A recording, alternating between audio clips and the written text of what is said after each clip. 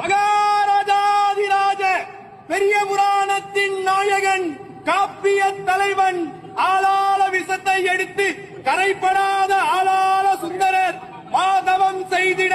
தென் திசை வாழ்ந்திட தீதில்லா திருத்தொண்ட தொகை அளித்த திருவாளன் பித்தா என்றும் பேயே என்றும் பெருமானை வஞ்சித்தவர் திருக்குண்டையூரில் நெல்மலையை வென்றவர் திருப்புகலூரில் செங்கல்லை பொன்னாக்கியவர் முதலை விழுங்கிய பிள்ளையை மீண்டும் உயிர் பெறச் செய்தவர் தனது வாக்கு வன்மையால் வந்தொண்டர் என்று பெயர் பெற்றவர் காவேரி பிரிந்து பலிவிடச் செய்தவர் இந்திரன் மால் பிரமன் எதிர்கொள்ள சிவபெருமானே நம் தமர் ஊரன் என்று உரிமையுடன் அழைக்க வெள்ளையானையில் தனது நண்பருடன் கைலாயம் சென்றவர்